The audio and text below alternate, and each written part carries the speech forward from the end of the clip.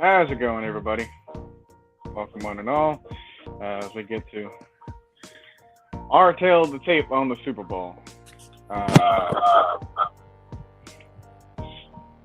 it's interesting because it's at least not Brady, so that I can feel proud of. Or That, Mahomes. that the NFL was able to do that. Mahomes too, but Mahomes is a bit more fun, so True. I can at least give him that kind of pass. Like he's what fits what you would believe to be a dominant quarterback in the NFL.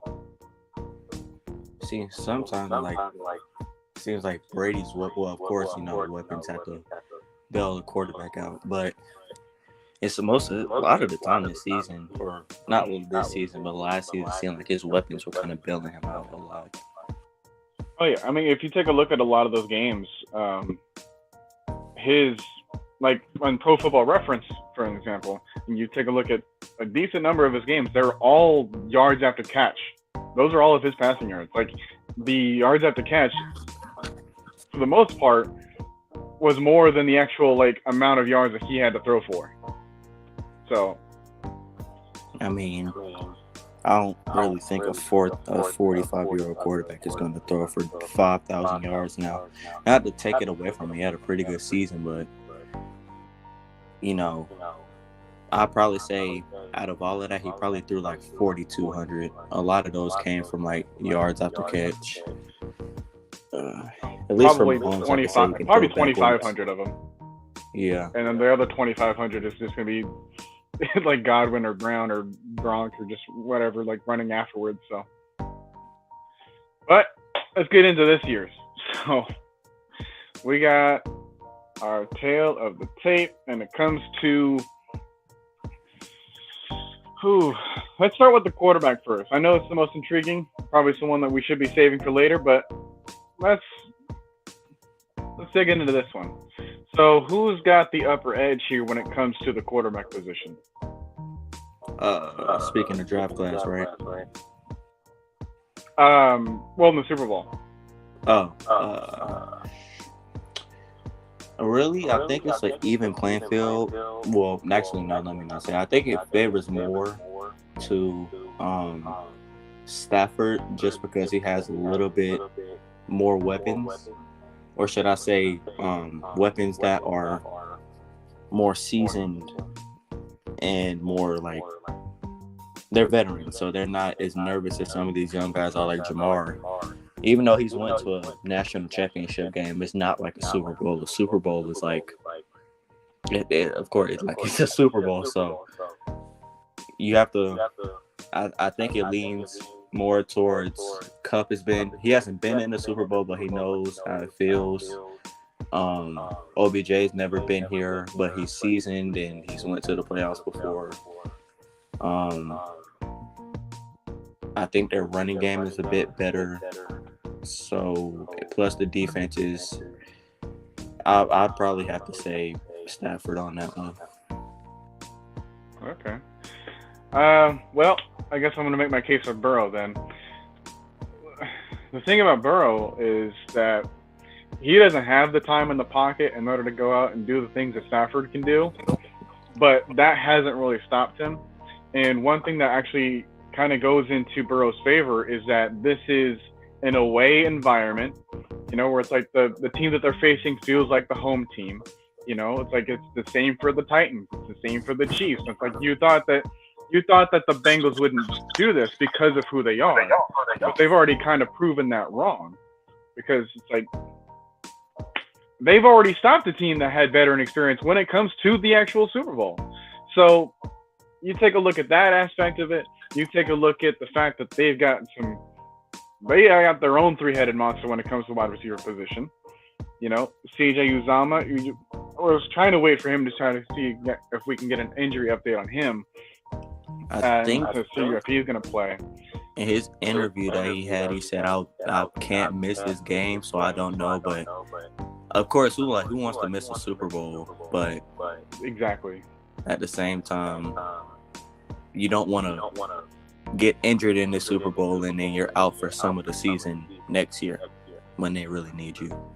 Or you're going to not play as well, and that will kind of harm whoever could have replaced you for that kind of game, you know, and then you have that to wonder. Yeah, like, not to say that Thomas Davis was bad during Super Bowl 50, but it's like you knew that he was playing with a broken arm or whatever, and there was only so much time that he had in order to kind of heal that problem. Now, did it really affect him? No. Overall, the Panthers offense really stopped themselves there, but it was more so of what might have been. Like, now he has to think about that because, oh, hey, well, maybe I didn't make the big play, but maybe someone else could have made it the big play too. So it's like, maybe there's that in CJ Uzomah that he may be thinking, where it's like, maybe I'm the one that has to make the big play, but then you're not letting the other guys take the chance. Yeah. I mean, we seen it with the backup tight end for the Rams. Higbee got hurt, and it seemed like he wanted to come back in, but he let him. He sat out, and of course, I forgot what his name is, but he had that little tight end screen pot when they really needed it. So that kind of an example right there, but. I think CJ, if he does play, it'll be limited snaps. Of course, you can't have him going full speed like if he was out there playing on 100%. Really, nobody's out there playing on 100%. I mean, they've played 20 games in the season. So, it just depends on how you do it. How do you limit his snaps, but also get him the ball in some way, because he is a very good tight end. You know, you can't just exclude him out, but you can't have your regular game plan to where he's kind of like that second or third guy that you pass to if, you know, everything's broken down. Right, like, is like 60% of what CJ Uzomah could give you, is that still better than the 100% that your backup can get you? I don't really think so, because I don't really know, because I don't really pay attention to the Bengals until this year. So I don't really know what their backup tight end, what they use them for. I don't know if they use them for mainly run purposes or goal line. But if he is at least a receiving threat, I think they just say, okay, we'll play you, but you're not gonna be the number one tight end. You're probably gonna be number two. Well, Trey, I hate to break this to you. I don't know. Well, Ali is telling, and Wallace is saying that you might have an echo still on your side. Wow. Did it just come back? Maybe. I don't hear it on my end. This is a whole freaking trilogy of us having audio issues. 1 week we can't hear each other, and then the next echo.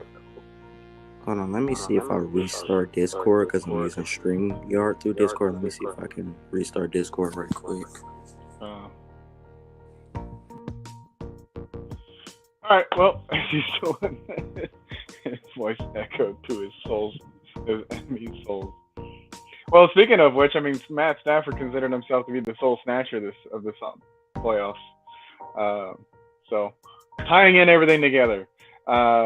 I was going to move on to the running back situation, and I might have to side with the Bengals yet again, because Joe Mixon, despite not having the line in front of him to do so, he can put up very similar numbers to the Rams have, and Cam Akers, and Sony Michel, and Darrell Henderson, and the like, you know, so.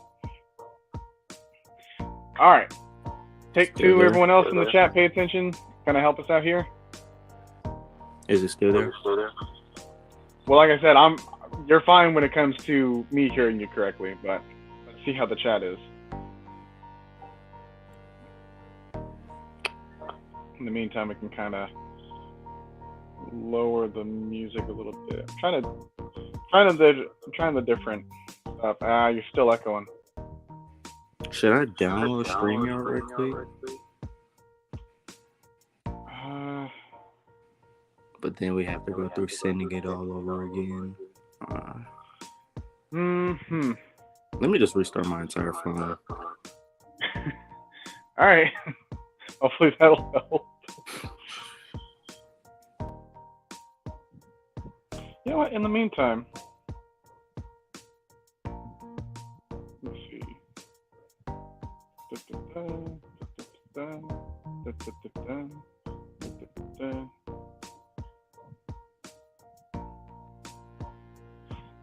If restarting his phone doesn't work, I'm gonna try this method of having this be a source where he can go to. So, if need be, this will be here as well. I mean, anyone wants to hop on with me as we go along, but yeah, the trickier part is if you go to the next position group, it would be the wide receivers, and I would kind of have to agree with him just a bit more on the Rams side of things. But again, it's all about who's throwing to him, you know. So it'd be interesting. Akers is playing good since he's come back from his injury.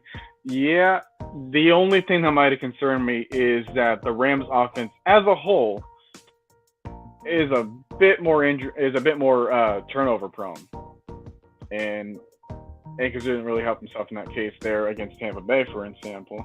But hopefully they can get all that jitters out of their way, or not. We'll see how it goes. But yeah, then we get to the tight ends position. It's kind of bad, but I would have to give it to the Rams, even if C.J. Uzomah was completely healthy. But please. So again, still there. Again, I've had no problems. So let's see. What's the verdict here, chat?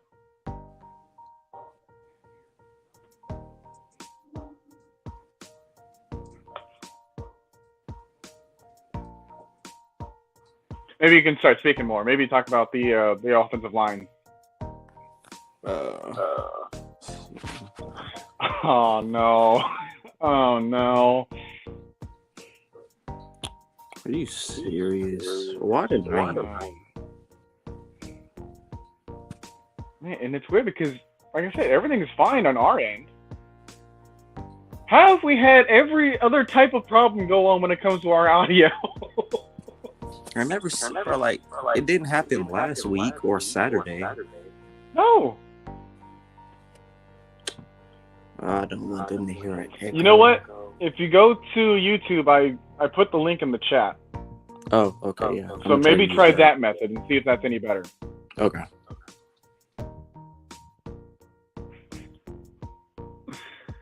We're gonna get through this, people. Any regular viewers of here will know that it's normally around 15 minutes into these types of shows where it's a bit more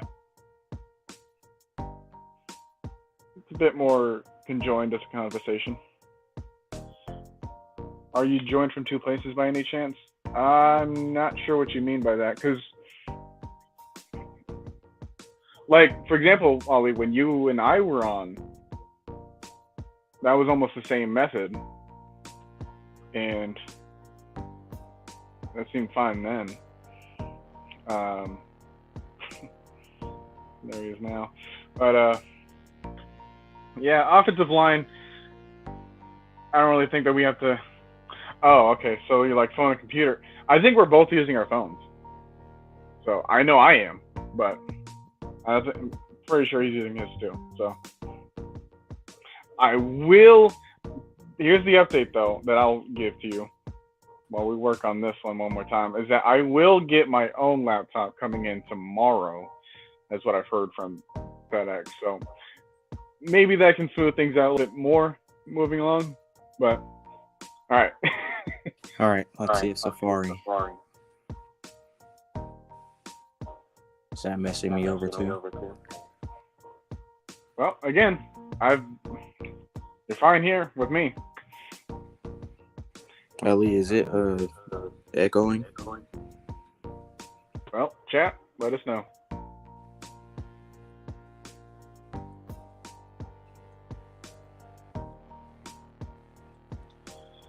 Oh man, Relly's not gonna give us a good news.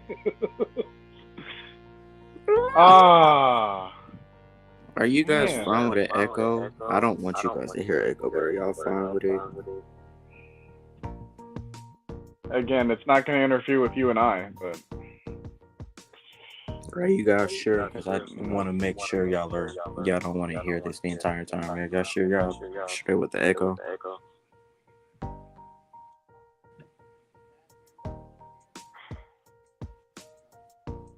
you're saying it's not that bad. All right, so it should be straight. Oh, All right, we can deal with it. All right, go ahead and deal with it then. All right, thanks guys. Because right now I got 3 more days left of quarantine, and I gotta get this in tonight.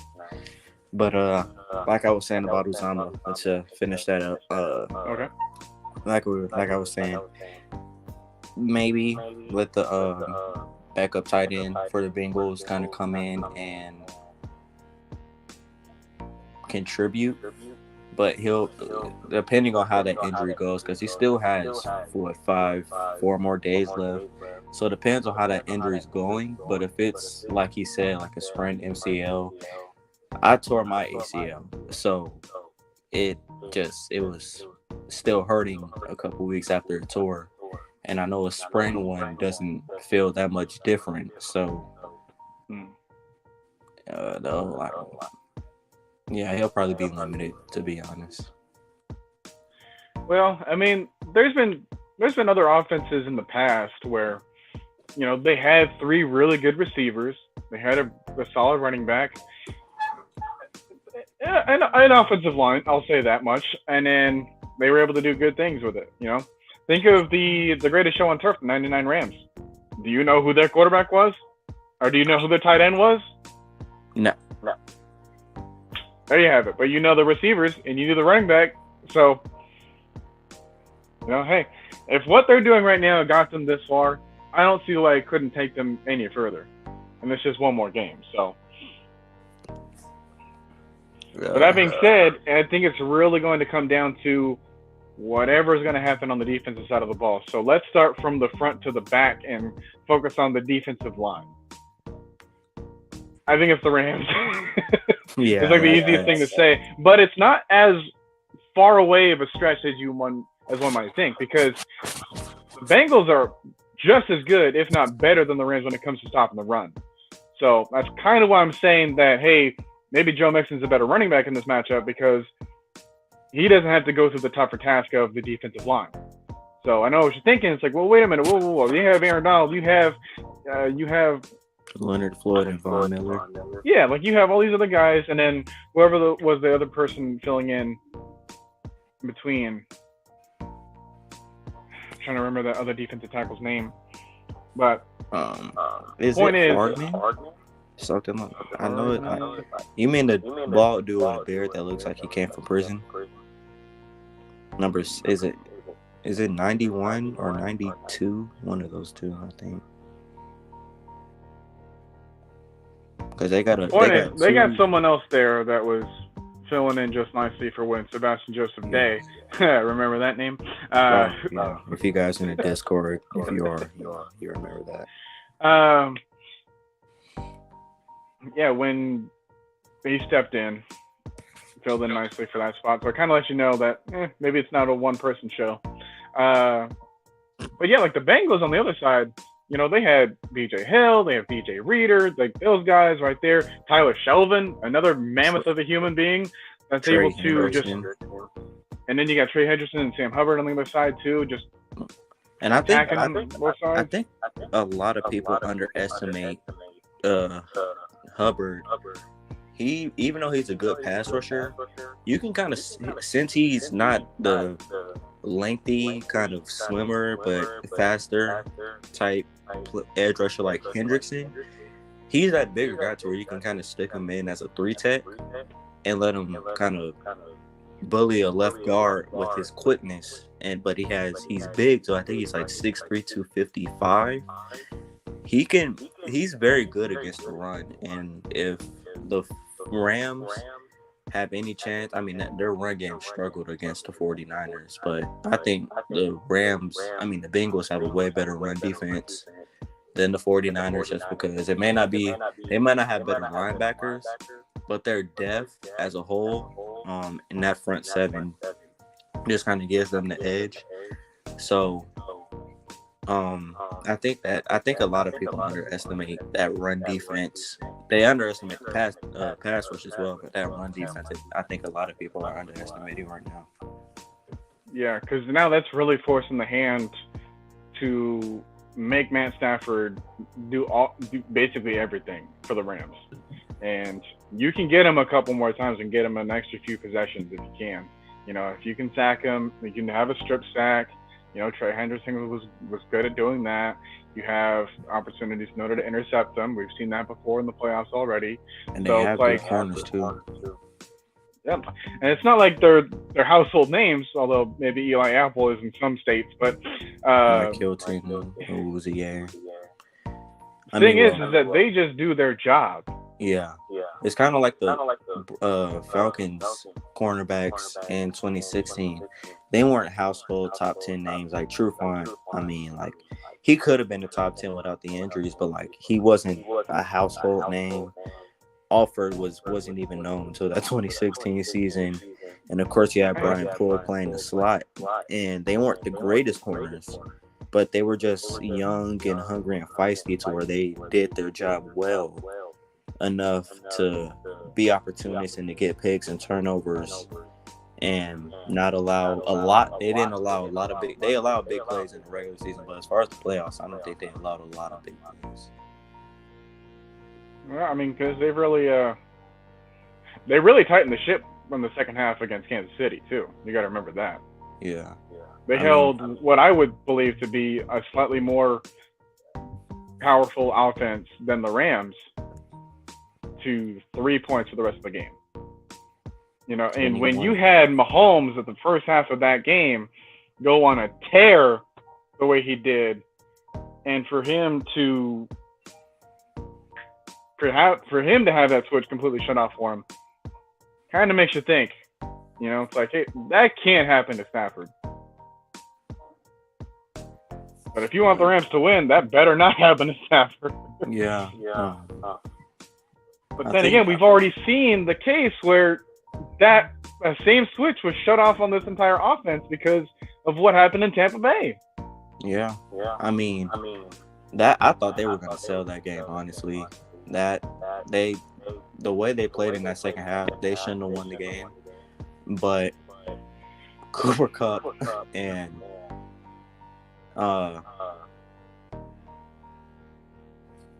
who else? Yeah, they just bailed each other out.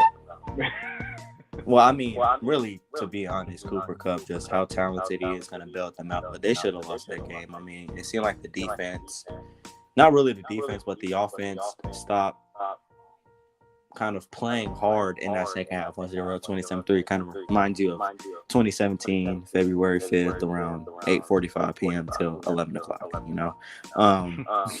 But they should have lost that game right there.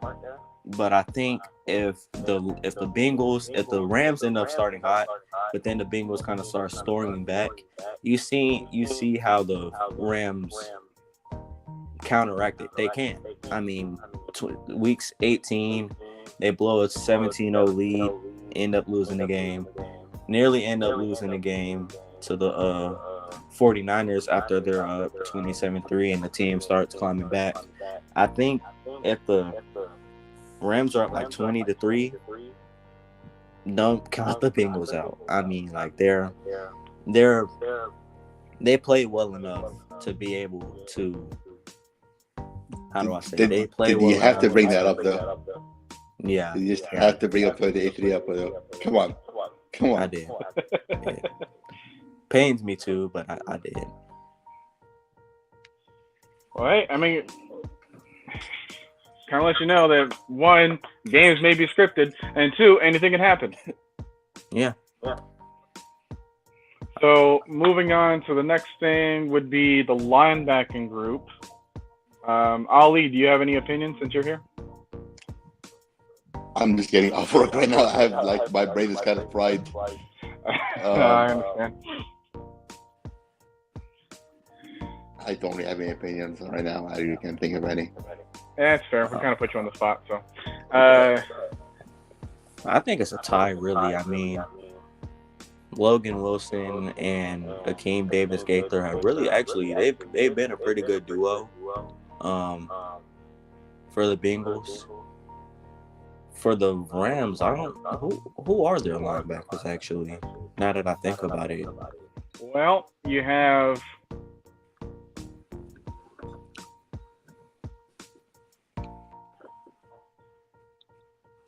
Yeah, and that's everybody. Yeah. Moving on to the secondary. I think that goes to the Bengals because, I mean, the Rams, they play together, but I don't really know their linebackers like that. I mean, they have to be doing a good job if they're making it to the Super Bowl, but. Well, it's kind of like the opposite of what the Falcons are doing. The defensive line does all the work for them. Yeah. I mean, when you have Miller, Leonard Floyd, and Aaron Donald on the same team, I mean. And then you have the secondary kind of bailing them out in between.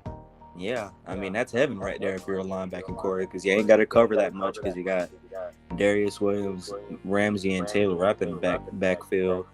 And then if you're up front. Can't forget Eric Weddle.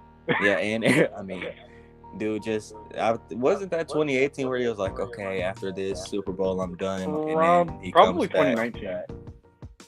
Yeah, 2019. And then this year, of course, he comes back late end of the season. I think before the playoffs started. Yeah.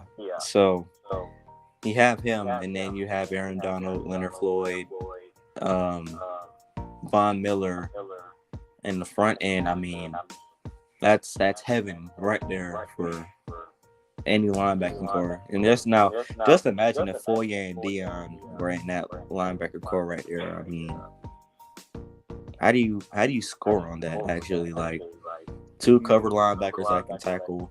I don't want to hear anything about Dion right now. Missing tackles, okay.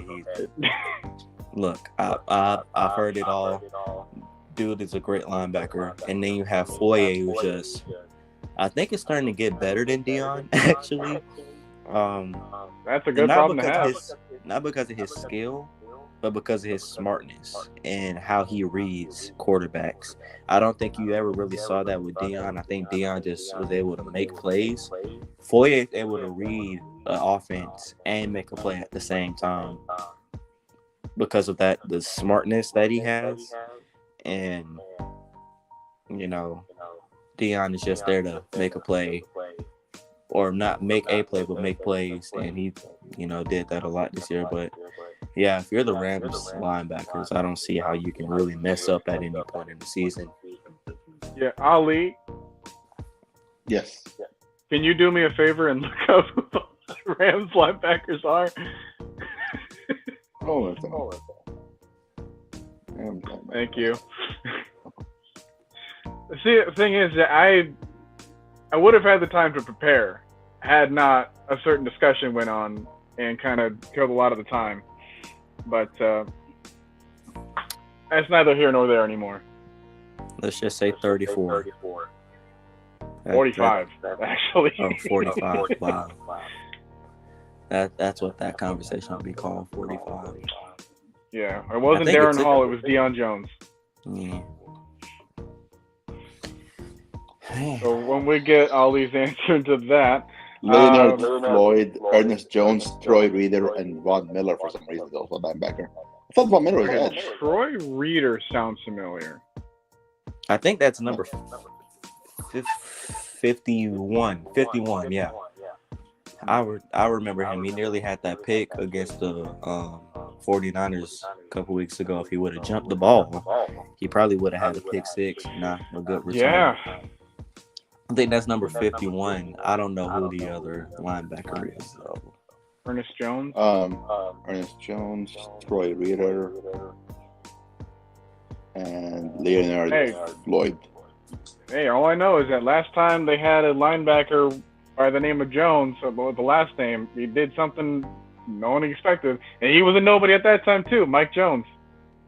Oh, yeah. So, sometimes, the Super Bowl can either unveil the biggest weakness of your team and exploit that to the fullest, which, I mean, you can't mask every weak position that you have on your team. So it's like, yeah, some positions, whether it's going to be your offensive line, whether it's going to be your linebacking group, whether it's going to be your tight ends, something like that is going to be exposed. Like, you can't always hide your biggest weakness. So expect that to be the case here. So what we're trying to do is that we're going to try to find out, like, what that is exactly for both teams, and then see how they deal with it, when it comes to the play calling decisions, when it comes to the game situation, when it comes to how they get momentum. So who's a lot of that can go into play. That kept intercepting Tannehill when Bengals faced the Titans? I think that was Logan Wilson. Wait, no, my bad. No, that was Akeem Davis Gaither. Yeah, I actually wanted him in that 2019 draft. I thought we actually could have got him in the 3rd and 4th round and then get him. Thomas Dimitrioff. Thank you, Thomas. Terrible pick. But he's been actually better than most expected him to be. Not really Pro Bowl type play, but he's made a lot of plays for that Bengals defense this year, mostly in the run game. But he can go in pass coverage too. Yeah. We haven't talked about the secondary yet, have we? I think we know who that goes to. Yeah. Cincinnati. I mean, but as good as Jalen Ramsey is, I think he's quite overrated compared to people that they compare him with, like Terrell, for example, or the what's his name, the guy from the Patriots. Oh, J.C. Jackson.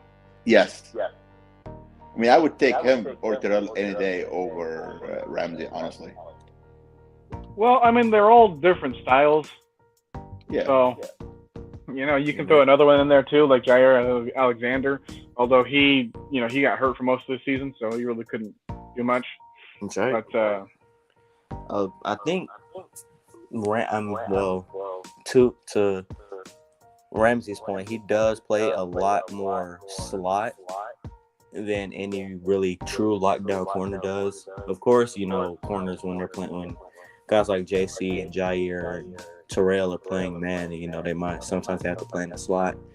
But the way Raheem Morris has made him, he's made him kind of like a Kyle Hamilton type. I mean, I've seen him play slot, I've seen him play outside, even play a little little nickel linebacker a little bit too.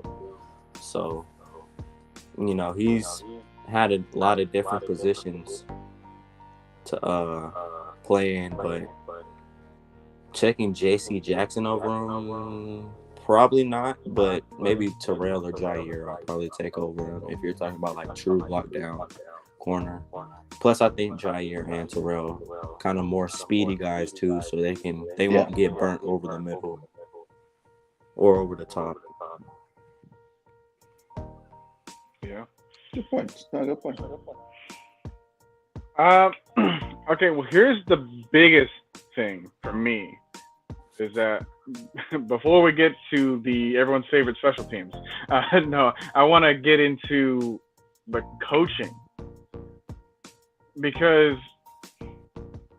on one hand you have Sean McVay, who kind of gave Zach Taylor a job, but then at the same time he also has his own way of being a little bit too cute when it comes to his own play calls. And that can kind of sabotage the Rams every now and then, despite the talent that they possess on both sides of the ball. So if you let that be a mistake, let Sean McVay overthink his own decisions, it's like, hey, that wasn't really all that good, but at the same time, Kyle Shanahan in the championship game was even worse. So I guess it made itself out to be. Whereas with Zach Taylor, he kind of strikes me as a guy that just lets the players do whatever they want to do and then kind of like run with it. So he seems a bit more fluid when it comes to the speed of the game. And I think that that's played into his favor a bit more often. So what do you guys think about that? I probably, well, McVay and Taylor were on the same coaching staff in that Super Bowl they were in LA. So, and was Zach Taylor on our coaching staff in 2016, or is it just LaFleur and Shanahan? No, but apparently it was Mike McDaniel included too. Oh yeah, Mike McDaniel too. But I think with both of them have been in the Super Bowl, Taylor never as a head coach, I think it does give McVay a little slight advantage. Because of course you have to do a lot of things different when the last Super Bowl you were in, you only scored 3 points. Now you had the number one offense in the NFL. Yeah. Now that may have been because Gurley's knee started deteriorating the more and more the season went on. But even then, at that point, they had C.J. Anderson do all the work. True. And golf just being play action, roll out the pocket, curl routes every play type golf. The Brandon Cooks. I think he can do a lot of things different, and I think he has the quarterback to kind of, or the team, not just the quarterback, but really the offense to kind of bail him out now, to where if he makes a bad call, it won't literally kill the entire drive or half or quarter of a game. So it'll be weird to see that, but I think it goes towards McVay just because this is his second time as a head coach being in the Super Bowl. And look, we got Tony right that agrees with me about Cincy secondary. They're saying the secondary that includes C.W. Luzier, like Apple, Mike Hilton, Trey Flowers. You might have the advantage there, and let's not forget Jesse Bates and Von Bell. They've contributed as well very nicely. So you can make a case. I mean, they're there for a reason because they were able to stop Kansas City. So. And I love that Eli Apple's been talking a lot of shit about the AIDS. Oh, yeah. We're always welcome to that. Yes. Meanwhile, seems like we lost Trey for a second. Probably enough to fix whatever situation we got going on there. But one thing I want to get into is, because I think the Vegas odds are actually favoring the Rams. The stadium is going to favor the Rams. The fans might tip to the Bengals just ever so slightly, because there are going to be a lot of fans that, you don't know how long that they've saved up their money in order for this event to happen, at one point, So it's like obviously the NFL is going to gift some Super Bowl tickets away. I've seen some stories about, gifting these long-term fans of the Bengals and having them just get the free trip to the Super Bowl because they're like 87 years old and whatnot. But when it comes to the stadium, like the atmosphere of it, like where does that lean? Like whose favor does that lean into? As we get Trey back in here, Trey, just so you know, I asked the question already.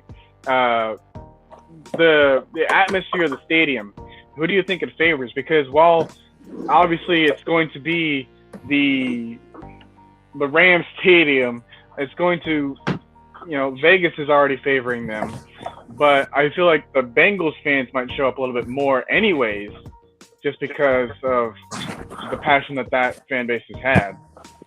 So where do you kind of lean on that? One thing I will say, did you see the fans at the stadium before they left out to Vegas? The Bengals. I mean, I think the entire front, all of the front rows were all filled. I think they had like 30,000, 40,000 people there. It wasn't even a game. It was just them leaving, heading out to Vegas. Yeah. With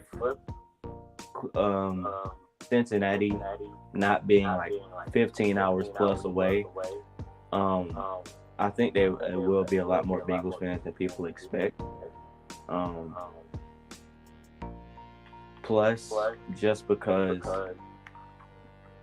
what I mean, we were talking about how high the tickets were a couple days ago. I mean, like, even though Los Angeles is a very rich place, is it really that rich?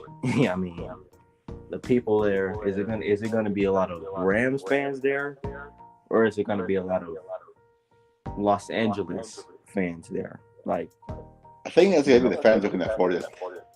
yeah, Or rich people, mostly NFL owners, celebrities, etc. Yeah. So, and people who get for free, and people who get from the company. Yeah. I mean, we saw last year with Tom and Brady, but that was a lot of Patriots fans there too. You can't forget that there wasn't just Bucks fans; it was Patriots fans there too. This is our Super Bowl. We've earned this together. Yeah, Get out of here. I think not to go off topic, but I think before the Super Bowl, it was a couple of Patriots fans saying that was their Super Bowl too, because Tom was on the team. Like, no, you guys still have 6. It Not don't 7, work like that. 6.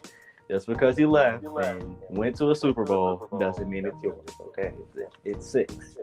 We could say that about Ricardo Allen if he wins the Super Bowl Sunday.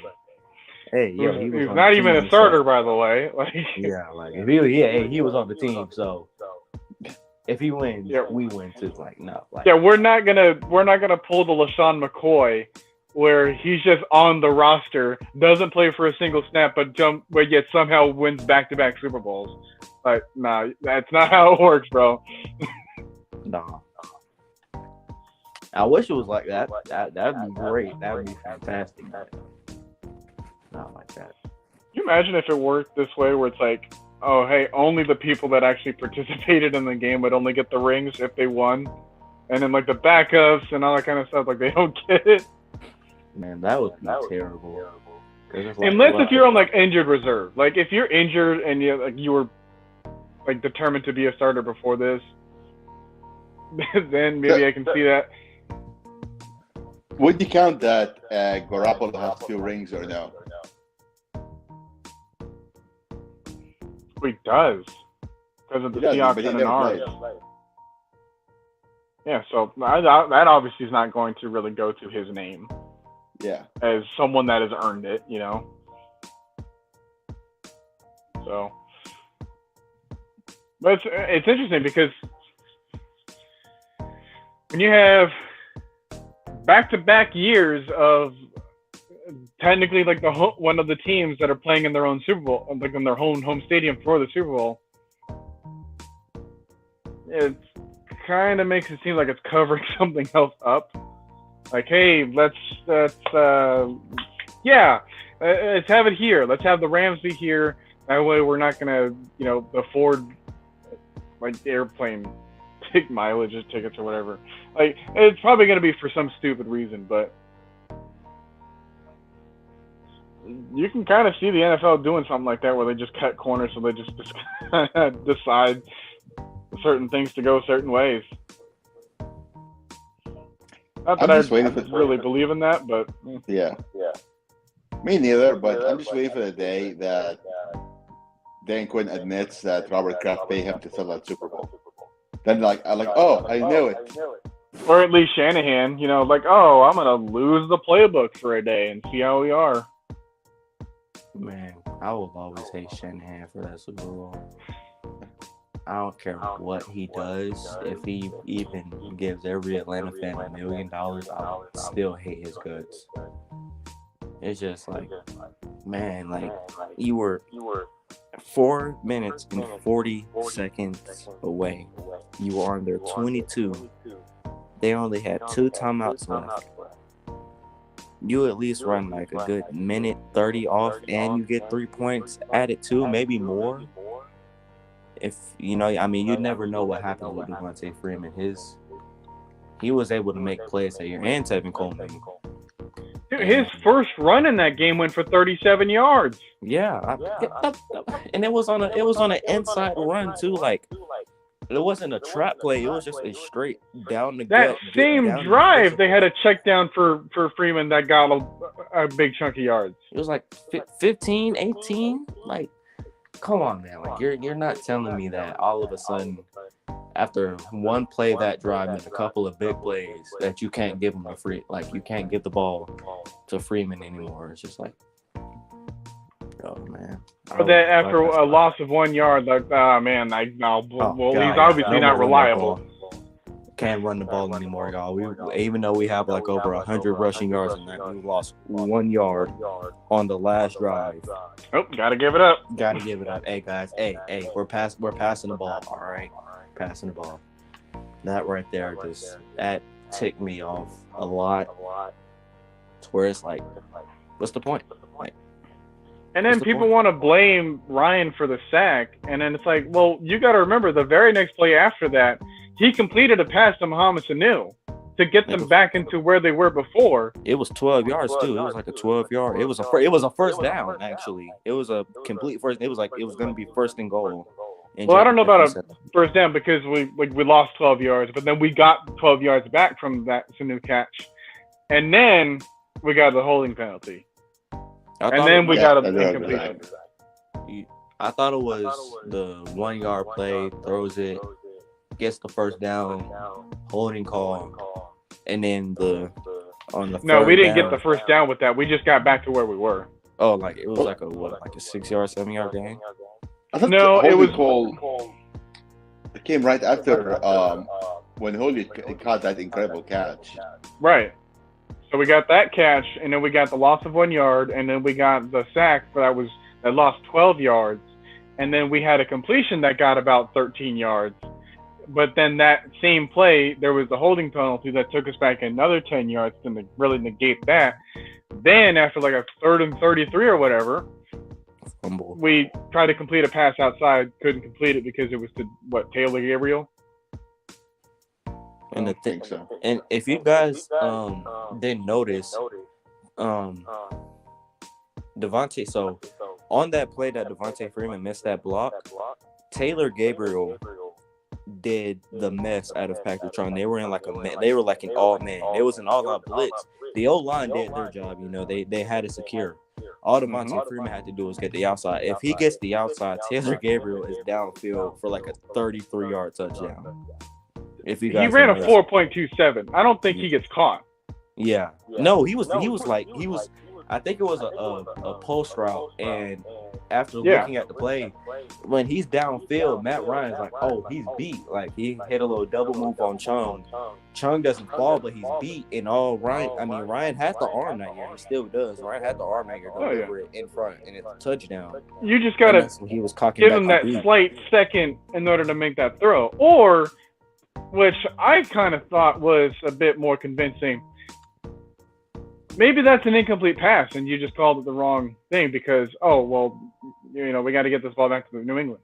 I mean, and still though, you're in field goal range. I mean, you went from the 22 to about the 40, 43. So you're still in field goal range. It's probably about a 50, 49-yard field goal right there. No, not 50. Probably about 51, 50. Brian hit like a 55-yarder that year. Yeah, but I'm pretty sure that was his longest one. Yeah. He was knocking down. I think the divisional round game, he hit a 51 or 52-yarder that game, and it was like right down the middle. And Bryant that year, he wasn't like 2019 Bryant, where he literally missed an extra point, his first in like 10 years. With the Cardinals game. Yeah, that right there. Because I wasn't able to watch the game. I remember that day I went to go get a haircut, and I watched the entire game, most of the game there. And then on the way back, the game was ending. I'm like, oh yes, we scored. And then I checked. I'm like, wait, we didn't go into overtime.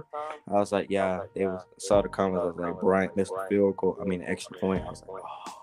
I will never forget how panicked I was when I was watching the 2017 matchup between us against the Lions. Now, if you remember, that was the Golden Tate was touched down like a split second before the ball crossed the line, and then they had the 10-second runoff. I was like, because I couldn't see the game then, I was checking the updates on Google on the phone. I'm like, okay, well, wait a minute. It's like, it's showing 30-26. And it's like, wait, did we just lose? I was like, oh crap! And then like a few seconds later, they took the touchdown off. It's like game over. I was like, what just happened? Man, I was watching that game right there, and I was like, this is giving me like. I was like, there's no way we just lost. We literally just lost the game, and I was like, I'm literally watching the game. Like, I'm looking at the replay. I'm like, he got touched. Please tell me he got touched. And I'm like, oh, Brian Porter saved the game. And I went in the kitchen because, like, you know, back at that time, like the kitchen and the living room was like just a couple steps away. So I go in the kitchen, I get a soda, and I come back and they're like, he got touched down half yard short. The ball didn't cross the plane with no timeouts. Therefore, it's a 10-second runoff. The game is over. I'm like, oh my God. And that entire time, I think I was yelling, yeah, who's 3-0 now? Who's 3-0 now? Because there was a whole bunch of Lions fans that week that was like, man, the Falcons are fakes, you know. Yeah, it was two teams that were 2-0, and it's like Lions fans are really gonna try to say that we're fake. I mean, that was y'all first time being 2-0 in like about a decade, I think. I think that was the first time being undefeated in the first 3 weeks, or at least being 2-0. And that year, I think they missed the playoffs that year too, with like a 8-8 record or 7-9 record, something like that. Probably. Aaron McDowell in the chat was saying that Tom Brady might come back from retirement in order to play for the 49ers. No, that cannot happen. But at the same time, Brady also said, "Oh, I never seen everything." Yeah, he has to be effing good. And you're gonna try to pull that crap. I know that you're gonna pull a Favre eventually because you're gonna treat your kids as if it's like a business meeting. Kind of. All I'm gonna say is, I spent a year with you, but I can't deal with this anymore. Yeah. All I'm gonna say is, let the man drink his avocado smoothies in peace. You know, I'm glad he's out. Oh man, he might go crazy and eat 3 almonds. Oh wow. Careful now. Yeah, I mean, we all know he does the SpongeBob filter feeding, which is the the hyper breathing. So, but I think for right now we're going to cover everything that we have about the game itself, about the Super Bowl matchup. Speaking of, what do you all want to win? Oh, Bengals, just because it'd be their first time getting one. Rams already have 1 or 2, I want to say. So. Yeah. The only thing that I want to root for the Rams for is because of UGA and Matt Stafford. Like, I want to see UGA quarterback win. Yeah, you got that. You got Sony Michel. I won't be upset. Yeah. You got Leonard Floyd. Was he also there? No, I'm thinking of Roquan Smith. But my bad. Who? Well, like former Georgia players that are on the Rams. It was a Georgia defensive back. He got cut during the season, but he was like a 2015 5th round pick, and he got signed. I think he had a couple of deflections in those 2 games, but yeah, that was about it.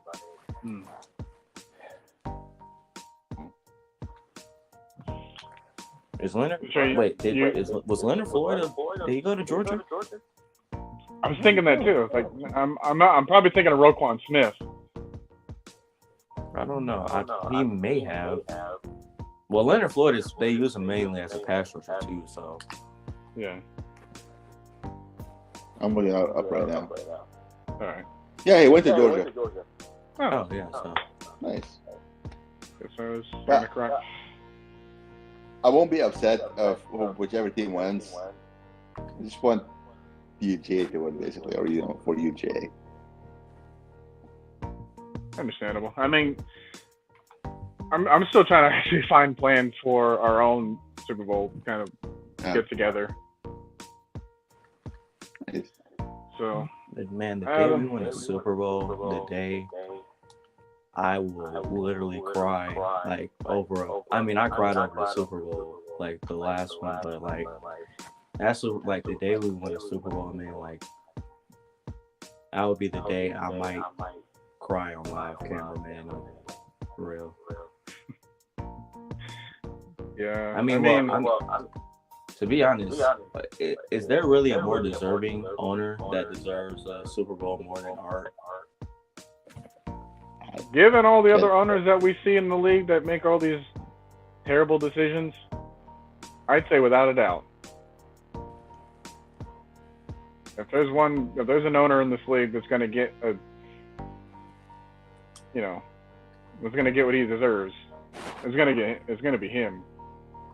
And definitely not someone like well, I mean, Rams don't really like their owner either, so. True. I mean, Bengals fans have had some quarrels about Paul Brown as well. One of them's bound to win somehow. Yeah, the people who complain about Art on like Facebook and stuff, I'm like, have you all seen any of the other owners? Have you like looked up like the Commanders now? The Commanders owner. Oh, jeez. I was like, yo, just play Madden and shit. Like, first of all, you want a new owner? Can you afford to go buy it if you want to be the owner? It's a lot of BS on Facebook. Sometimes I'm like, do y'all like think before you like type the comment? No, why would they? Really?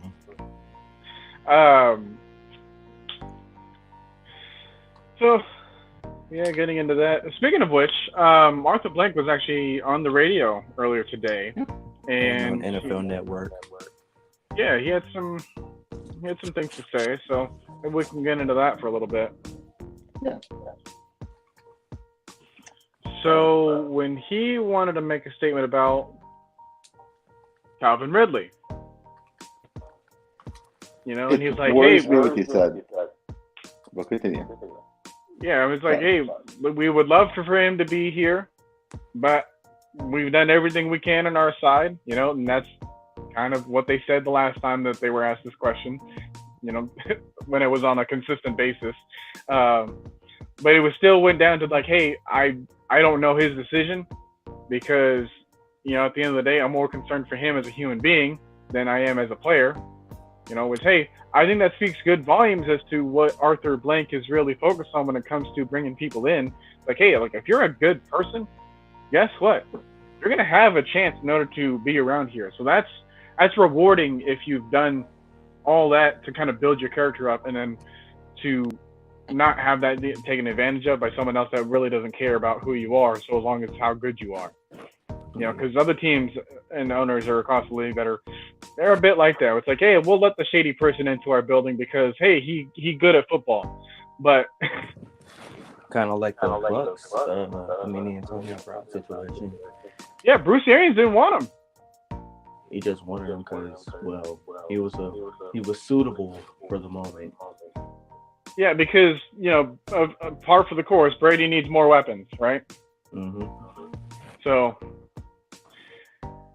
yeah, when getting into that statement,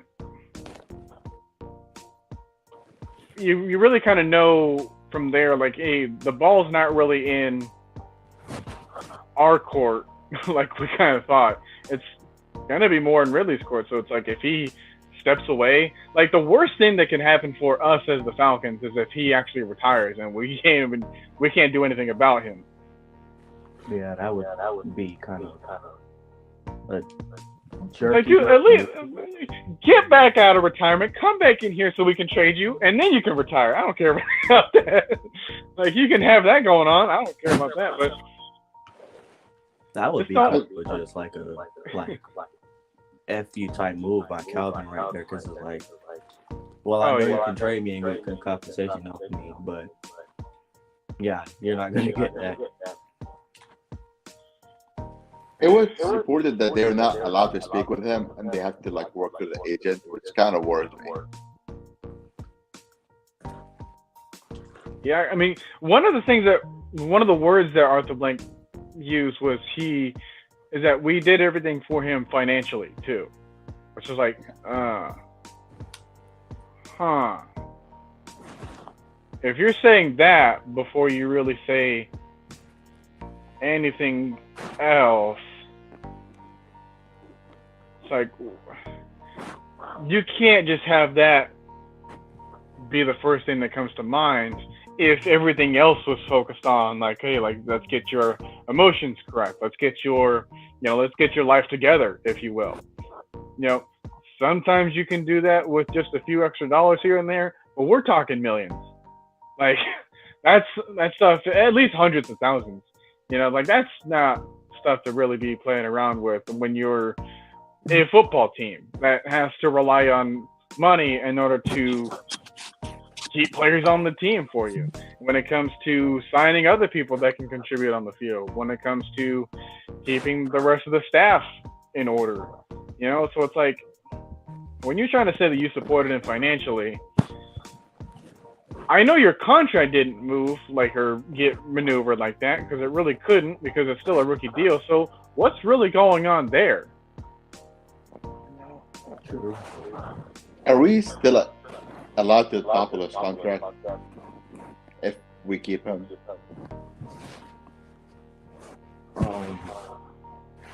I think so. He is on. We accepted his 5th-year deal, so we can't really. I mean, we can dump it off right now, but it wouldn't really help us a lot. Well, I mean, it would help us a lot, but we're still we can really dump it right now, to be honest, since he's on the rookie deal, so we really can dump it right now. Yeah. No, I'm saying top of his contract because he did not play 6 games in total. I think he only played. Well, yeah, he didn't get paid. He didn't get paid this season, so. But we can or we can pay him his 4th-year salary instead of the 5th-year option that we chose, right? I think so. I have to do more research on that one. Gotcha. Well, I know that we accepted Ridley because him and Hayden Hurst were in the same draft class, and then we had to turn down Hayden Hurst. Yep. So, man, you want to talk about a guy that has, that has mental issues, that has that kind of history, that background. Yeah.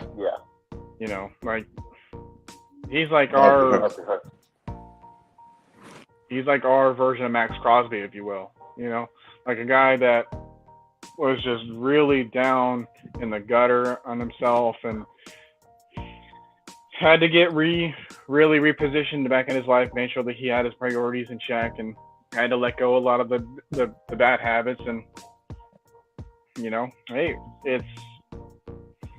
it's quite the turnaround, and I hope that it really gets fulfilled in the best way possible for him. But now it's coming at a cost where, hey, the team preferred to keep Ridley over you, which I get from just a basic production standpoint. Yeah, that's completely fine. But when you're talking about, the people that are in your locker room, now granted, you didn't really know all this information when you decided to make this decision, so I'll give them the benefit of the doubt there, but kind of makes you think like, hey, we're now in an offense that really utilizes 2 tight ends, and that doesn't have to have a whole lot of emphasis on the wide receivers that are there if we really get the personnel that we're looking for. So, but moving on to something else that was mentioned about the longevity of Matt Ryan. An extension is coming likely. I think that's what I understand. I wouldn't be surprised if he gets extended because it frees up the most cap space on the team, out of any move. I think it frees up 18 million. So that may be something Terry and Art look at. Maybe they say, we just let his contract run out next week Well, this QB class isn't really that good, but next year is kind of like that. It's pretty good. So He did mention about the succession plan, which of course, like we need to plan for succession. Yeah. But he also said that, you know, as long as Ryan is producing the way he's producing, you know, he's happy with that, I think. Yeah, he even mentioned, like, hey, he believes that he can play until he's Tom Brady's age, which is, 44, 45, and as long as you can keep him healthy enough in order to do that and not let him be hit more than anyone else in the league. I mean, dear God, there comes a time where that won't be a problem.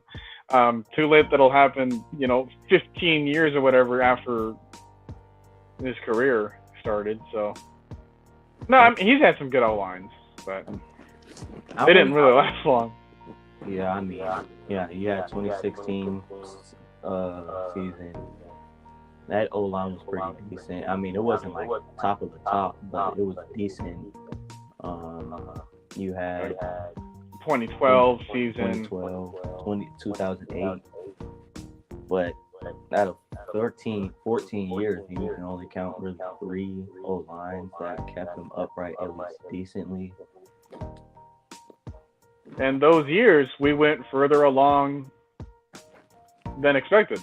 Yeah. 1 year we went to the Super Bowl, 1 year one catch away from the Super Bowl, and then the other year we were a terrible team and made the playoffs. Yeah. And put up a fight against Arizona, who ended up going to the Super Bowl. So, kind of let you know. Nope. We got a comment from Miles Smith here. And also, Bank made it clear that Matt will be with us until he starts to decline before we will make a change at quarterback. Which, good for him to say that. It really keeps the confidence level of who you have on the offense, as well as who your leaders are on the team too, because they really want to rally around the belief that they can get it done with who they have, instead of having to try to build up the succession plan, where now you're kind of wasting away some of the other veterans' careers that have spent a long time in order to prop up the team to where it wants to be, which is a consistent playoff contender. But now that you're suffering because you're trying to train up the guy that's going to replace the guy that may not have needed to be replaced right away. So, I mean, if you look at it, if you go into a rebuild right now, or not a rebuild, but like a full-on rebuild, and try to replace Matt right now, and you put all your attention on that, you're kind of wasting those prime years, or those last prime years of Brady and Terrell and Debo, Jake and Matthews, Foye if you re-sign him. Who else? Pitts. You're wasting his good early year. He's literally turning 21 next year, so that tells you that. And then Patterson, if you re-sign him, you basically just say, hey, come here for like a rebuild. We're just gonna waste your last 2 years. Like, does he really deserve that? I mean, after what he did for us last year, keeping really one of the main reasons we won 5 games, but 7. I mean, that helps a lot. And then, I got a retweet from him. Yeah. From Patterson, I posted on Twitter. I'm like, can't wait for the Scorderell chance next season. When are we gonna get the good news, Scary Terry? And he retweeted. I'm like, oh, nice.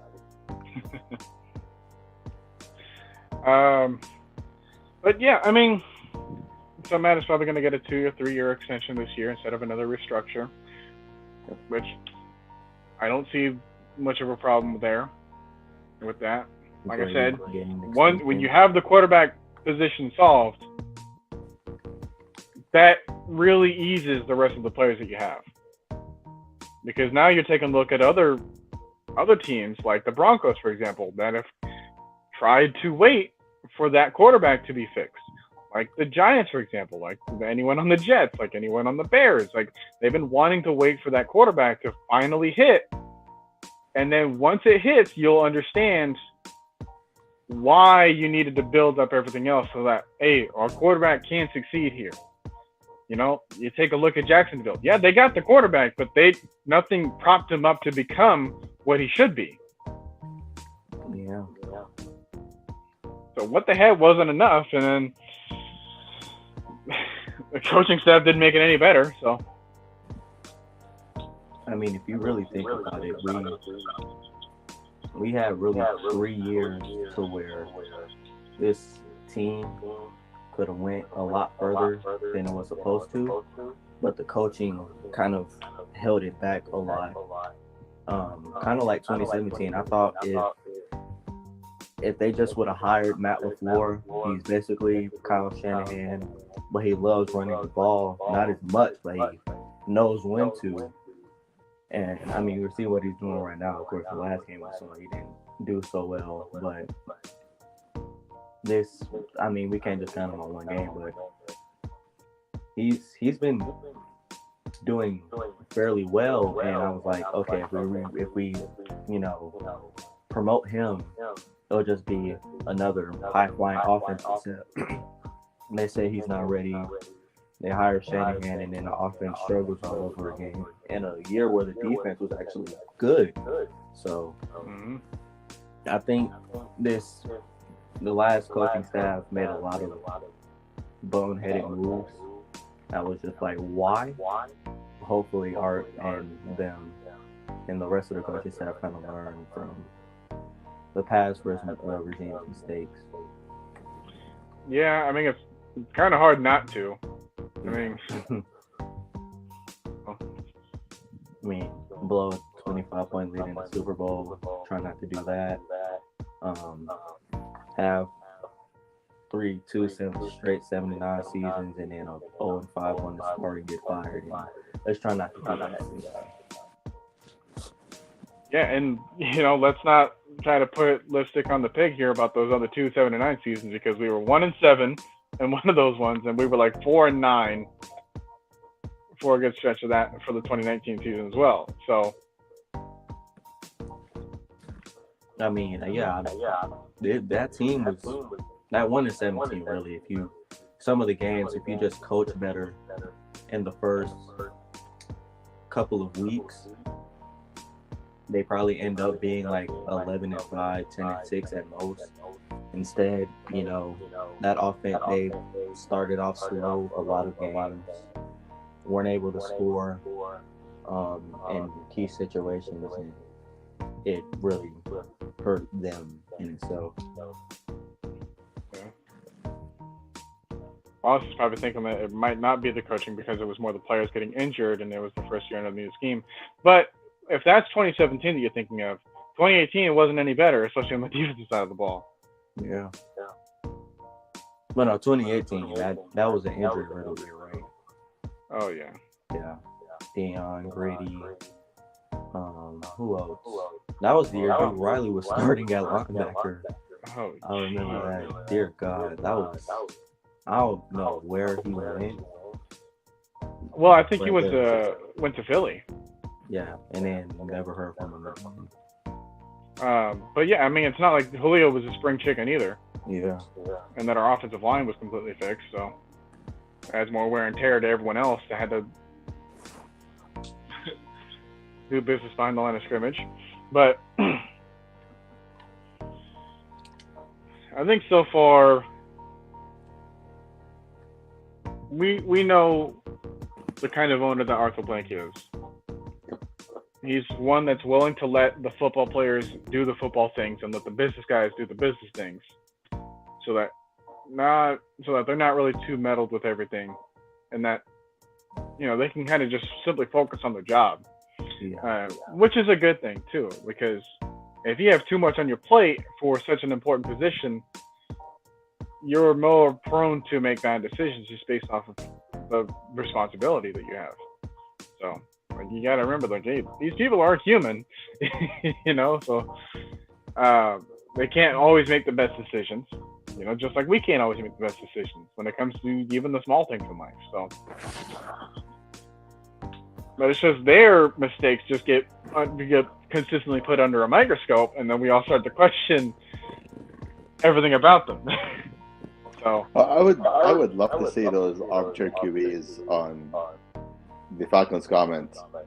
Like I want a Pro Bowl where they pick like random fans to play like the position they criticize, the kicker, punter, QB, etc., and just see how they do, because they always say like, "Oh, I got a strong arm than Ryan," or "Oh, I gotta kick that field goal," or so.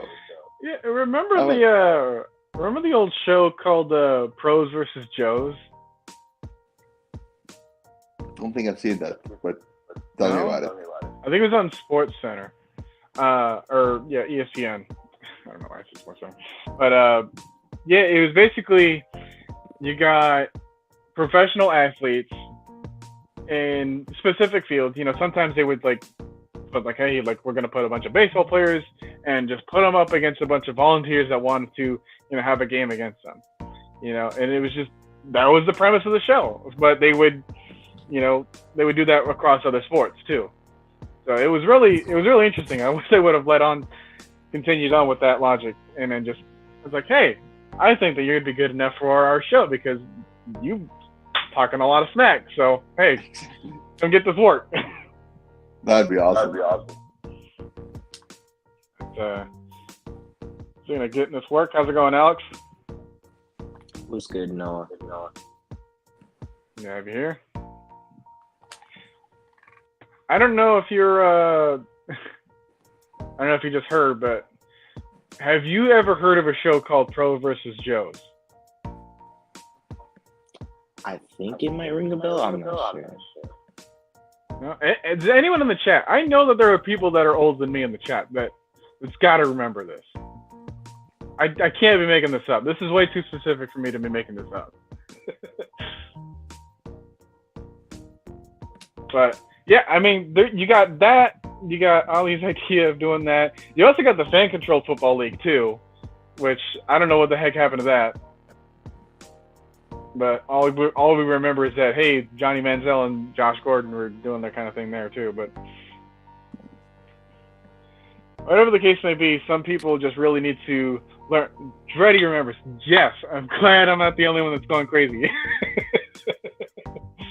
All right, cool.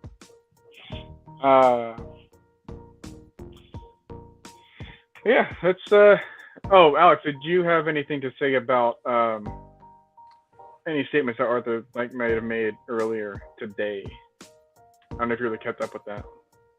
No, but I was watching an interview with Terry Farr, about how he just like this is his first year in Atlanta, really like getting into like the scouting like firsthand. Right?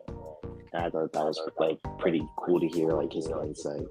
So it made me like watch the Senior Bowl an extra few times. So it was pretty cool. Right. I mean, there's actually the Senior Bowl and the Shrine Bowl, as well as like the All-Star Collegiate Bowl, they're all posted on YouTube. So it's like they're available to find if you guys haven't watched it yet. And it's good to know that because you don't know how long that's going to last on there until like either the channel gets taken down or gets like a copyright strike. So better take advantage of it while you still can. I don't remember the exact name of the channel, but just know that you can probably search it up in the search bar. Later on, of course. But yeah, you can watch it while it's still there. So just keep that in mind. If you missed out and you want to know more about, who the heck is,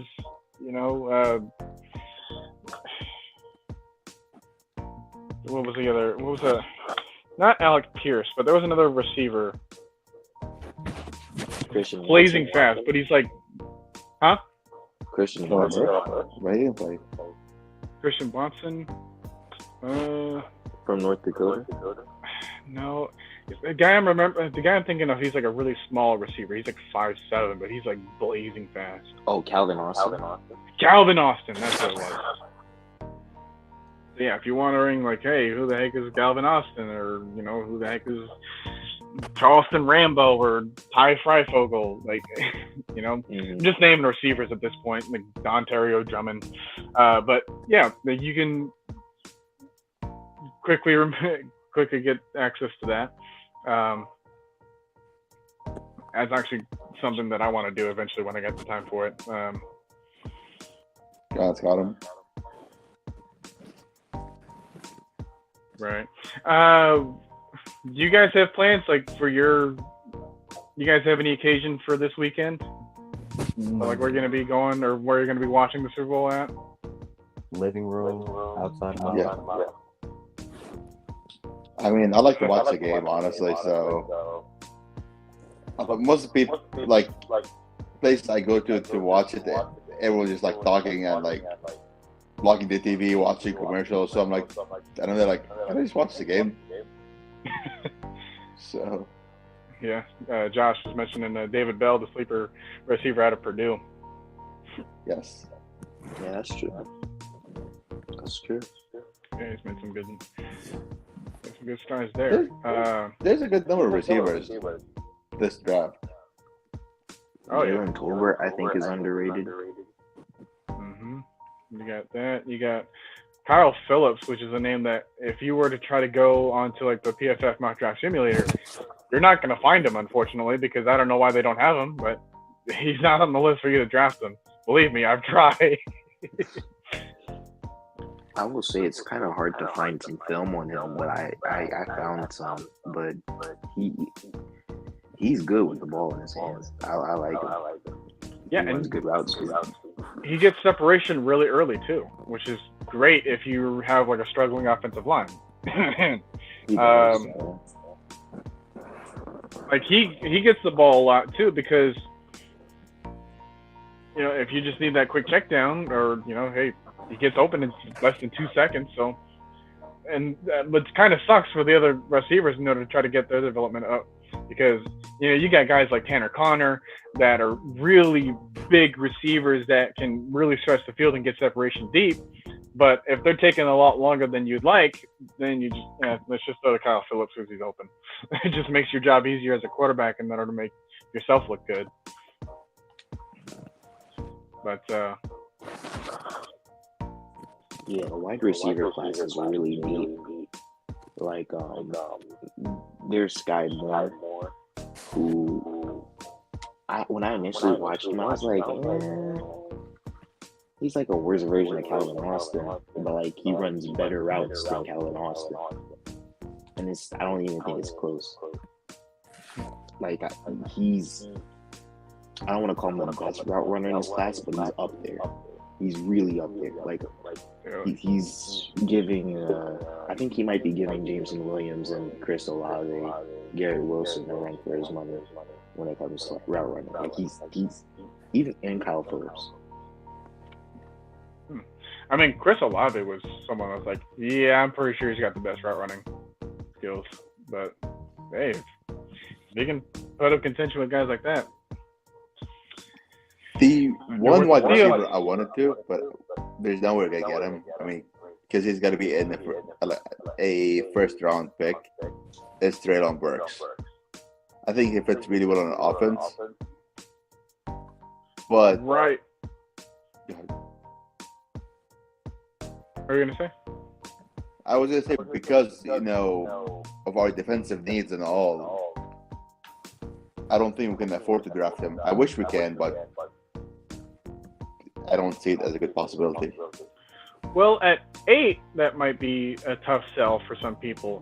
But if you were to try to pull a successful stunt of giving away Ridley to, let's say, one of the picks that the Philadelphia has, maybe it's 15, 16, 19, whatever the case may be, maybe that can... Because I don't think anyone else, as far as like the teams that are 9 through 14, I don't think those teams are really going to warrant a receiver like him. If you want to go for someone else, it's like maybe some people are going to be more keen on guys like Drake London or guys like Chris Olave or Garrett Wilson or whatever, whatever fits their bill. And then you can let Treylon Burks fly. We can hopefully keep our 8 pick there, take whoever falls to us there, and then let's gun for Treylon Burks there. Or, like I said, you can take a look at some of these other guys too and have them develop because And we can talk on and on about the wide receivers that were in this draft class to be found. We're not even naming like a portion of who's there to take. So Yeah. There's a good comparison for Treylon Burks that I've heard. They've compared him to DK Metcalf, which I think is a good comparison, because when I see his routes from an agility separation standpoint, it's not fully impressive, which is why I want to see how he tests before I start considering him as that wide receiver to draft. I think that from a non-spread standpoint, he's a good pick. Yeah, I think I'll go with Burks just because of how AJ Brown did with Alex Smith. Yeah. No, again, I can see us trading back, maybe trade for 16 and 19 with Philly, and they get 8. Unlikely, but let's just say it happens. Maybe then it's more likely, but we do need edge more than we need wide receiver. We need cornerback more than we need wide receiver. Yeah, definitely getting the priorities list down is going to be key for us to let that be solved in free agency. Hey, if we're going to consider our options as far as who is available to take now, who can we resign and kind of ease the pain, if you will, about the certain positions that are just dang near empty on our depth chart. Hey, let's alleviate some of this. Let's get back a few people. Let's rework some contracts, and then let's fill out one position. Hey, I don't want to have to worry about this heading into the draft. It's there's got to be that one position. It's hey, I know we have a lot of needs, but let's fill out something now, and it better be something that doesn't have that. It better be one of the thinner positions to get in the draft too. So whether that's interior defensive line, you want to try to go there. That way you're not having to try to reach for that, which I don't think that's in our philosophy anymore. But at the same time, there's going to be certain positions that are going to be tougher to get later down the road than others. So edge may be something that you can sacrifice later on. Wide receivers could be the same thing, but could you wait to try to get an offensive line later on? We only got so many picks. Could you try to wait for, another linebacker if you want one? Could you wait for another corner? So it's those might be the positions that you want to target in the draft. So then knowing that, now you'll have a better plan for what to do in free agency, who to try to target. So the offensive line is the one where I would like us to target in free agency more than the draft. Ryan could really need more vets on his line than more rookies, honestly. Yeah, we got so many young people. Yeah. I mean, this O-line draft is filled with great talent, but then again, there is a lot of good talent in free agency for mainly the positions we need. Now they may not be now most of these guys are 28 plus, but this O-line free agency class is kind of filled too with good guys that can just get the job done.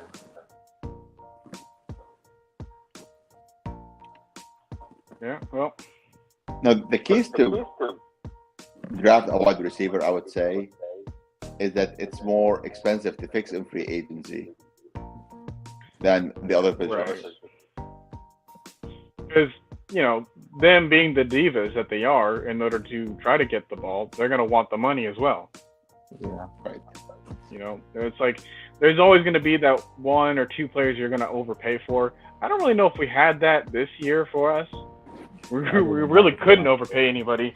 If there was someone, it might have been a Steven Means, or it might have been a Mike Davis, someone that you thought you had higher hopes on, but just did not pan out. So And I think Davis came a bit cheap. He was like 2 years for $3 million. yeah, and like they didn't even give Patterson that. Like, Yeah. They gave Patterson like what 1 year, $3 million was it before? yeah. We So when I saw that, like that kind of let me know. I was like, okay, well, if you're gonna give them like around the same amount of money, you might give them the same amount of responsibility too. And we kind of saw that. True. I mean, Eric Harris kind of played a lot of different positions this year as far as how he played. He had to play that safety role. He also did play the rover role that is really one of the most key parts in his BNP system. He played he really played a lot in the box actually. Yeah. And he did pretty well. I mean, he didn't play a lot of that, and Las Vegas, but he did pretty well for it. Now the drop INT, that's something I can't deal with. He had like 4 or 5 dropped INTs the entire time he was here, so that's one thing that I can't deal with. Especially when they're like right in your hands too. Most of them were like, not all of them were right in his hands when he had them. So I think and it makes it worse because he wasn't even the only one that had the problem. Yeah. Fabian Moreau had like 2 dropped INTs too. Harmon had a few too. And even Terrell had some, honestly, let's be honest. Yeah. But the defense improved throughout the season, and that's what gives me hope about Pease. Yeah, okay. If you made this group of goons turn into a better unit than where you found it,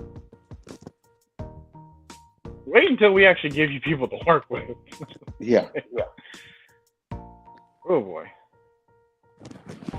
That would be. I know we're like 30th in DVOA total on our team, and have certain other guys like the Texans do better as us in certain positions, but all you got to know is we're going to come with that attitude of, hey, I know that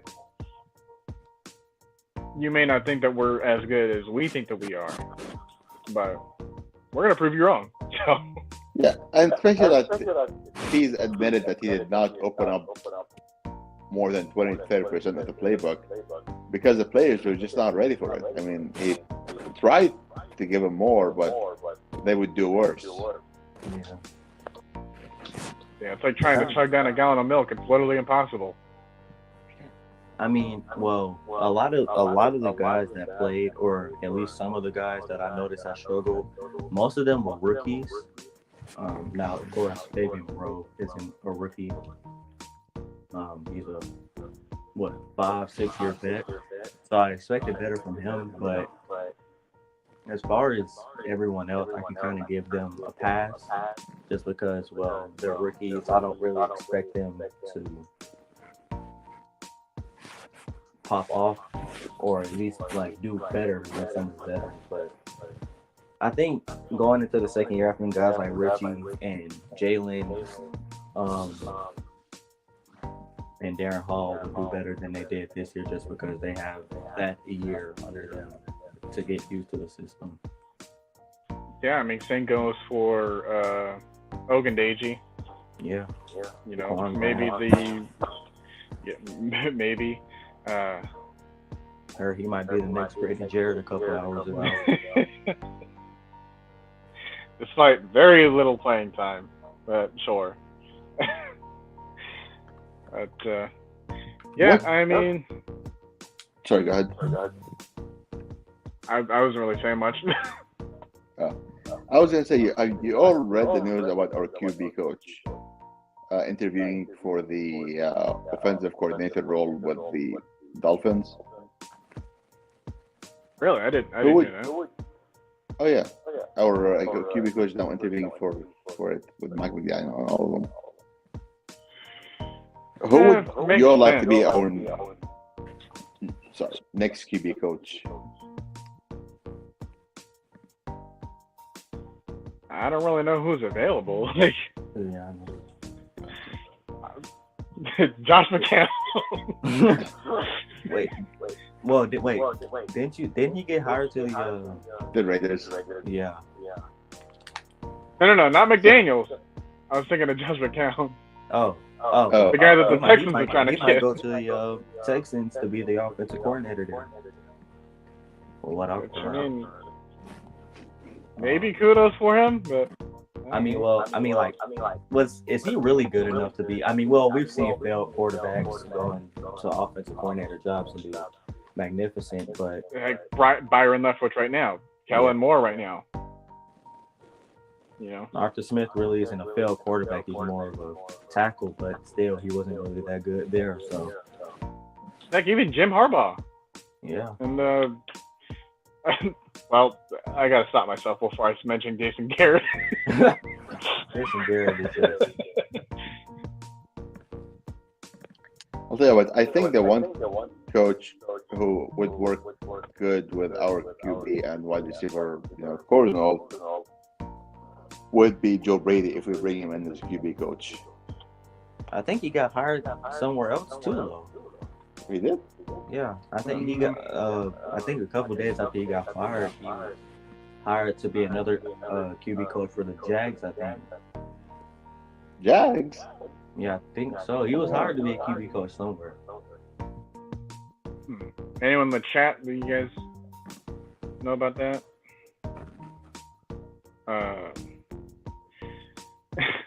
What if we bring back Matt Schaub as quarterback coach? That would. I mean, well, Matt Shaw did say in that little interview he had when he retired that he would think about being a coach. I mean, you want someone to can teach and for people to learn from and all, and coordinate certain schemes and all that. How good is Matt Schaub in that? Yeah, you don't know, but at least it's gonna be a much more comforting jump than like Josh McCown, for example, that's like coaching in high school to now being a head coach of the Texans just out of nowhere. Yeah. Like you're at least not gonna go through that. So if you start smaller, maybe be like an intern, like what Mike McDaniel was doing. Or be whatever offensive assistant does. There's ways to climb up. It's just depending on who you are, if you know what I mean. You can kind of have a longer climb. Gotcha. But yeah, I think that kind of wraps up everything that we wanted to talk about. I know it's going to be like an odd time to really end the show, but at the same time, I don't really want to keep you guys here for longer than you guys really need to. So, you guys have any last thoughts to add to the show? One thing I wanted to ask y'all about, what did y'all think about the firing that we had other than the GM assistant? I don't know much about him. Then he kind of looks like Urban Meyer, and they fired him because he looks like Urban Meyer. So I can say. I kind of thought the same thing too. I was like, wait a minute, is that Urban? No, it can't be. But yeah. Hopefully, Urban Meyer will be a future Saints coach. So I can say. I would make love them that. fall apart. Yeah, make them kick each other. Make them punch and kick each other. Yeah. I mean, Hey, they did that with Gardner Johnson. Exactly, that's what to say. I mean, Mike Thomas was punching him. So They would fit perfectly with the Saints. yeah, man, everyone can get this work. You won't be called any names. You'll just be called by your positions. So. I have one quick thought also. Do y'all have any thoughts on the rumor circling that the Falcons are shopping around Grady Jarrett.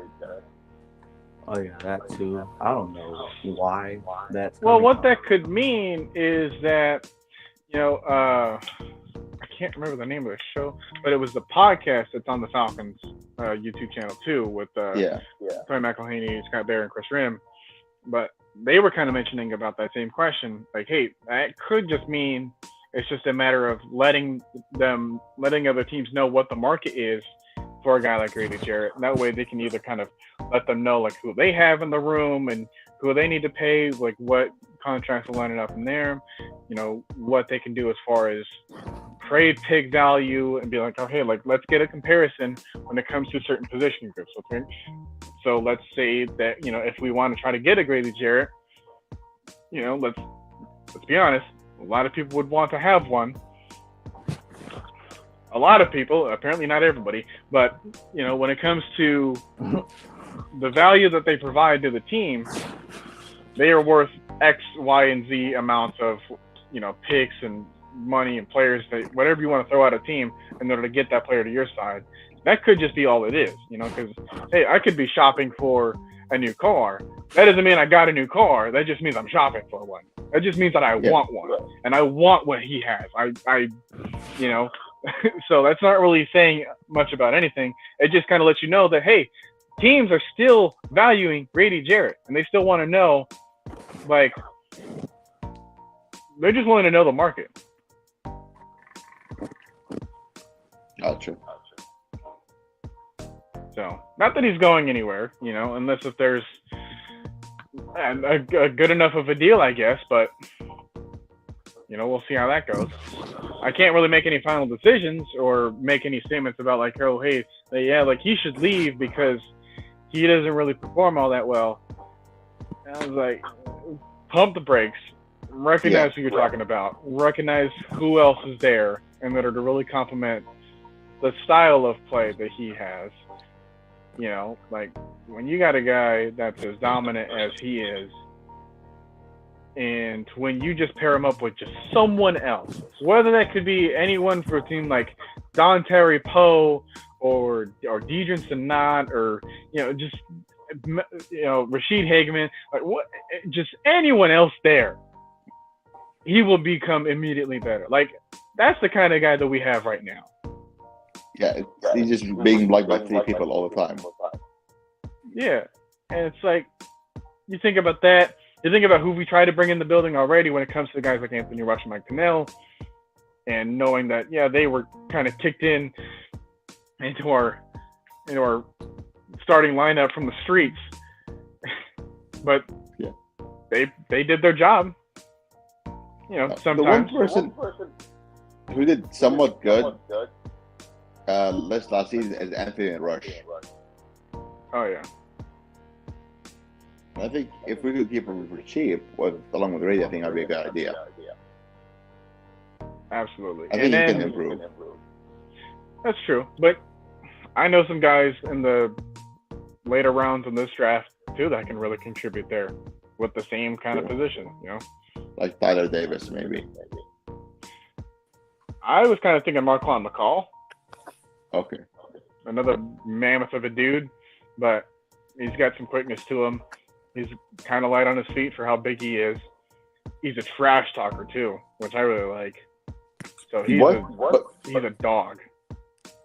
He's more of a 5th round pick, right? Yeah, around there, which I think is good value. Yeah. I am with Davis on that end is more a 7th round. That's the reason I've been said late. Yeah, we don't have a 7th round pick yet, so. Yeah. I think any mammoth on that D line would be good for Grady, as long as they're not like just taking up a contract and not doing anything. If they can take up 2 guys and let Grady get a lot of one-on-ones, I think that would help out a lot if they can get that together. Yeah, because we have like 5 guys that are supposed to be on the line of scrimmage, and if one of them is getting double and triple teamed, that means that there's 4 on like 2 or 3, and they still can't get home. I mean, Josh Allen just stiff arm Dante Fowler out of the field. So that's he became failure man after that. Yeah. I don't know what to say. I mean, that our edge is really bad. Yeah. So maybe we don't have to spend everything on an edge press. I would like to kind of promote someone that we have already, like a Ogundeji. Yes. And just see what they provide moving forward, because you want to talk about drafting a frame. He's got the frame. Yep. So it's just a matter of him really getting acclimated. You know, he's a rather quick learner, so that's good. And just gotta, just do your business and let everyone else get to work. You know, the play development does not stop after the draft is done. There's still a lot that can be done. And that, I think people miss that. Free agency hasn't even happened and we're already signing guys. Yeah. Future contracts. I mean, you never know. Some of these contracts may. Not some of these contracts. Some of these guys may end up being a key piece on. Yeah, I'm still waiting on DeAndre Alford. Still waiting on that one. But yeah, if that's all there was to add, I don't really have anything else to add. Yeah. And unless there's going on with something in the chat, but chat's been fairly quiet. Our show. Yeah, it's kind of weird. I know that other people that have been streaming using the same platform have had some issues too, and I've kind of seen it on my side of things as well. But yeah, we'll see how it goes. I mean, they can always catch this later, so if it interests you, and there are a number of people that watch this later, so thank you everyone for tuning in whenever you can, and just letting you know that hey, you ain't always got to tune in live, but it does help if you really want to join the conversation. Get up on here like Ali did. So, awesome. All right. Well, guess we'll be back next Wednesday. Whew, and then we'll talk about the game. So, yeah. Yes. On to the offseason. On to the actual offseason after that. Yeah, finally. Yeah, I will say one last thing. As much as I want the Rams to win, I kind of want them to lose as well, so I can say to Aaron Donald, like, you done messed up, Rod, from that show. Just for the fun and the memes. Well, only one way to find out. Yeah. All right, guys. All See you right. later. Take care. Good night. Yeah.